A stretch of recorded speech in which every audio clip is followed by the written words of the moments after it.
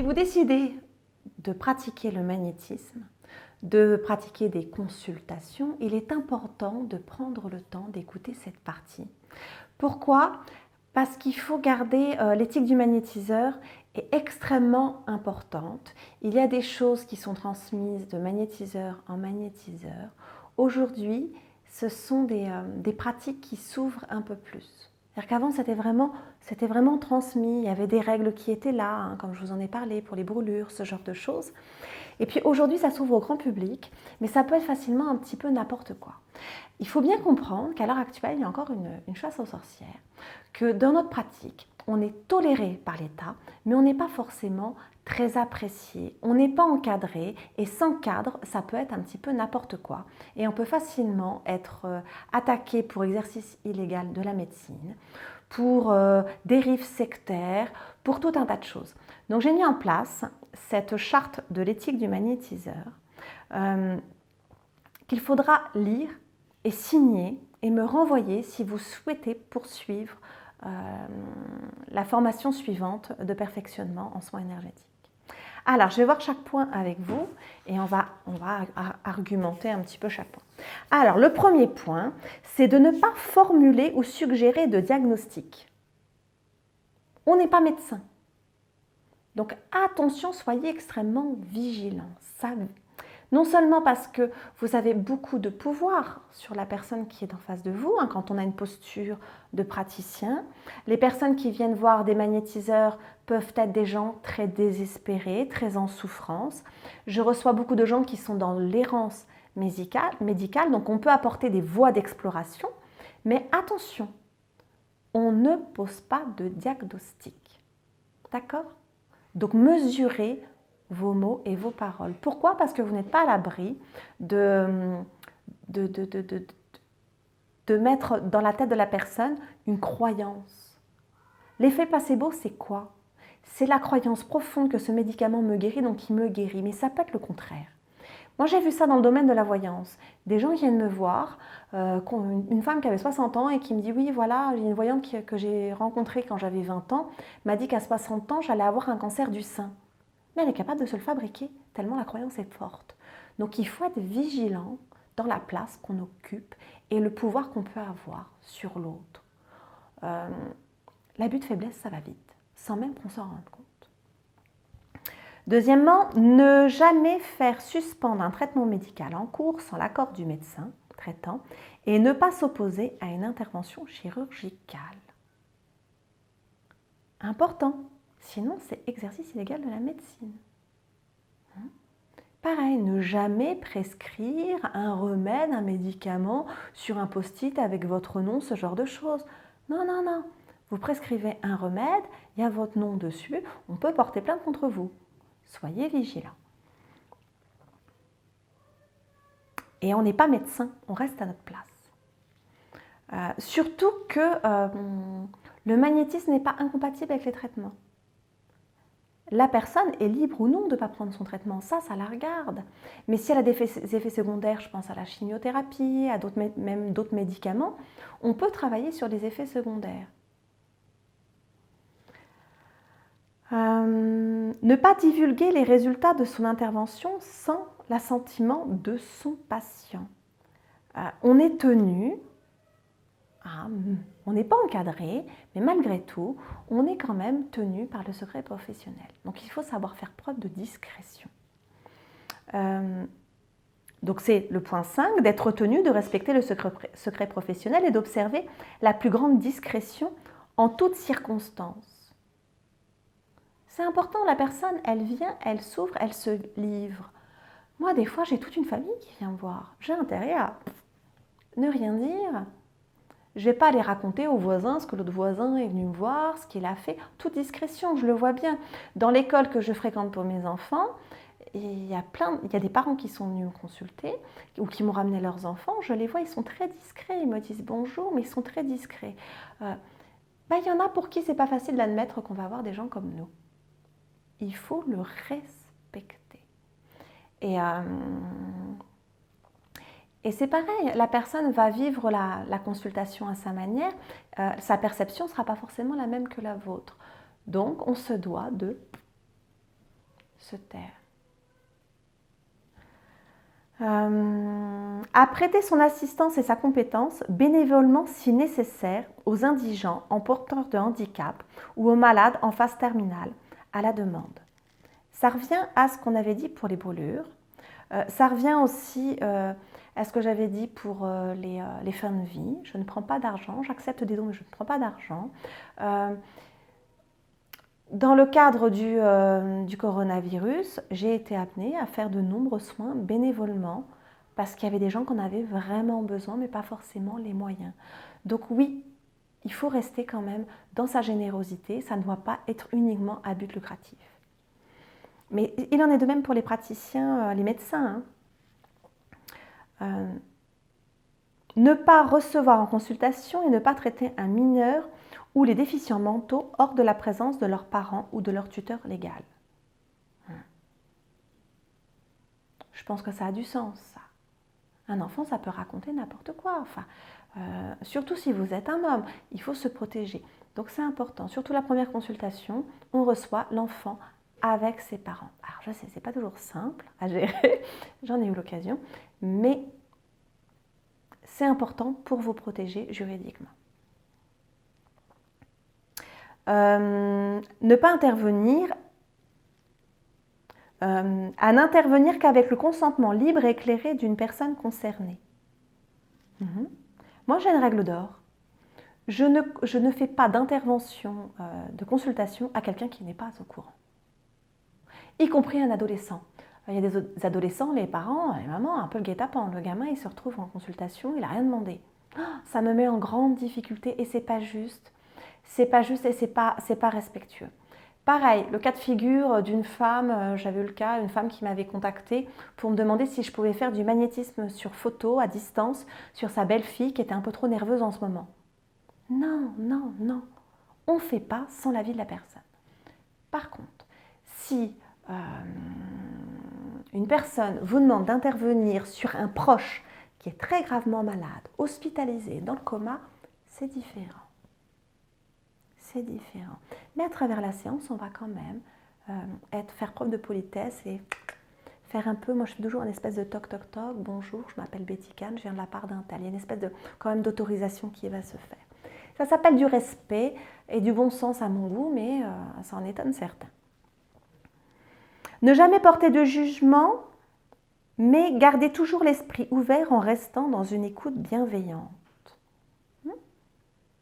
Vous n'avez pas la même vision de la vie, du monde, le même état d'esprit, la même philosophie que les gens qui viennent vous voir. Il y a des gens qui ont tort, mais ce n'est pas pour autant qu'on doit leur dire qu'ils ont tort, parce que c'est une question de point de vue. Donc ne pas être dans le jugement. Vous allez avoir des gens bons et bienveillants qui vont venir vous voir, et puis d'autres qui ne sont pas forcément bienveillants avec autrui. Vous allez vous en rendre compte, mais vous devez rester à votre place. C'est important. Faire toujours preuve de discernement. À vous de faire la différence aussi dans tout ce qui est dit. Milton Erickson, le fondateur de l'hypnose ericksonienne, disait à ses élèves, en parlant des patients, il leur disait ne les croyez pas, mais écoutez-les. Les gens peuvent raconter beaucoup de blabla, ils se racontent aussi beaucoup d'histoires, ils sont enfermés dans beaucoup de croyances. C'est à vous, tout en restant tolérant, dans le non-jugement, de faire preuve de discernement, de débroussailler un petit peu tout ce qui vous dit. Dans la relation avec son patient, à rester sobre, honnête et de bonne foi. D'éviter dans son discours les allégations mensongères, les paroles maladroites ou nocives. Encore une fois, vous avez beaucoup de pouvoir sur l'autre. Il faut être vigilant dans ce que vous dites. Ça peut avoir un impact terrible. Vaut mieux des fois ne rien dire. Ne pas bercer le consultant d'illusions trompeuses ni promettre une guérison. On ne promet rien, on fait juste de notre mieux. Vous n'avez pas, en tant que praticien, vous n'avez pas d'obligation de résultat. Faut le savoir. Bien sûr qu'on espère qu'il y ait un résultat, mais il n'y a pas d'obligation. Le médecin, il ne soigne pas à tous les coups. Non, on fait de notre mieux.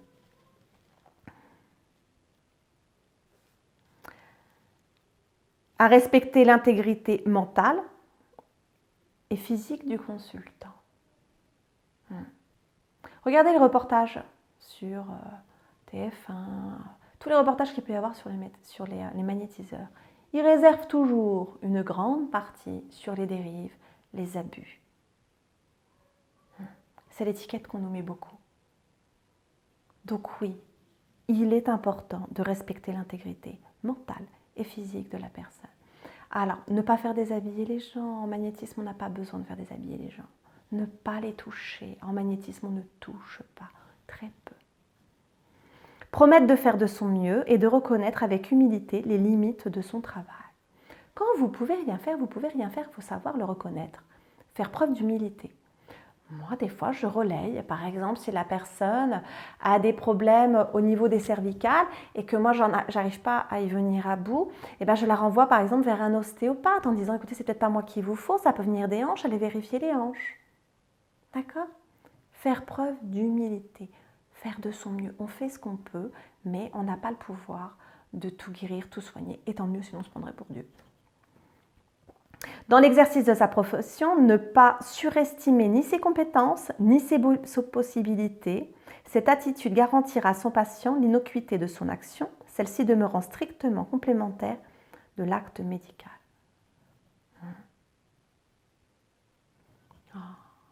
J'ai une de mes tantes, moi, qui avait rencontré un magnétiseur, il lui avait dit « Vous me donnez 500 €, moi je vous guéris de votre cancer du sein. » Mon Dieu, on ne dit pas ce genre de choses.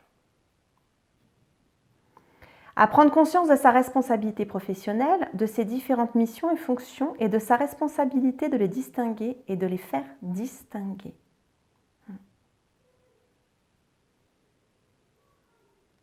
Quand une personne vous accuse que ça n'a rien fait, moi j'en ai une qui m'a accusée de ne pas être efficace parce que je n'avais pas réussi à lui faire perdre 3 kilos qu'elle estimait avoir de trop, tout en continuant, écoutez bien, à manger des frites et des pâtes. Ce n'est pas de ma responsabilité. Il faut savoir aussi faire preuve de discernement là où est notre responsabilité. De faire preuve d'intégrité, de probité, le praticien a pour obligation de ne pas exploiter une relation professionnelle à des fins personnelles, à des fins religieuses, sectaires, politiques ou en vue de tout autre intérêt idéologique. Je suis bouddhiste, je n'ai pas de mal à recevoir des catholiques ou des musulmans. Le respect d'autrui. On n'est pas là pour prêcher notre paroisse, comme on pourrait dire, ou convaincre les gens. Je crois aux vies antérieures, je n'ai pas de mal à travailler avec des gens qui ne croient pas aux vies antérieures. Il ne faut pas être là pour convaincre les gens. J'en ai même qui viennent alors qu'ils ne croient pas au magnétisme. Mais par contre, ils croient en ma bonne volonté et en moi, en qui je suis et dans ma pratique. C'est déjà ça.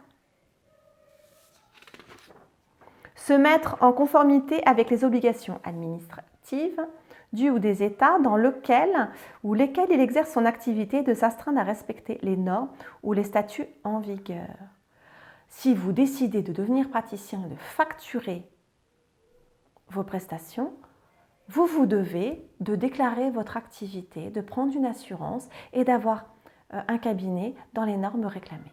Renseignez-vous, c'est important. La délation est là. Vous pouvez très facilement vous faire dénoncer par quelqu'un. Préservez, disciplinez et coordonnez vos dons naturels, vos qualités intellectuelles et morales. Oui, préservez-vous. C'est important. Préservez-vous, respectez-vous. Quand vous êtes épuisé, quand vous n'êtes pas en forme, ne recevez pas, faites-le comme vous le sentez et laissez-vous de l'espace pour vous ressourcer, on l'a vu. Dans l'histoire, il y a de grands guérisseurs, de grands magnétiseurs, de grands médiums qui sont morts de crise cardiaque à s'être épuisés à trop donner. Respectez les limites de votre corps. Donnez, mais donnez pas tout. De vous engager sur l'honneur et sous serment à respecter la charte d'éthique réalisée par Péticane. C'est moi qui l'ai réalisée, en m'inspirant aussi de celle qui est faite par la GNOMA, qui est le syndicat des magnétiseurs. Et dans le cadre de son initiation à la pratique du magnétisme et des soins énergétiques, à ne jamais vouloir nuire. Primum non nocere. D'abord ne pas nuire. Telle doit être la devise du guérisseur, magnétiseur, énergéticien. On n'est pas là pour nuire à autrui. Hein? Ça ferait de nous ça ferait de l'énergie qu'on utilise de la magie noire, ce n'est pas l'objectif. Hein? On est là pour apporter, pour apaiser, pour faire du bien, à la hauteur de ce que l'on peut donner et ce que l'autre peut recevoir. Okay? Donc je trouvais important de aussi pouvoir le verbaliser. Relisez tout ça. C'est important, respectez-le et il n'y a pas de raison que votre pratique se passe mal, que vous ayez le moindre souci. Et vous savez, hein, comportez-vous bien et vous verrez que la vie vous le rendra.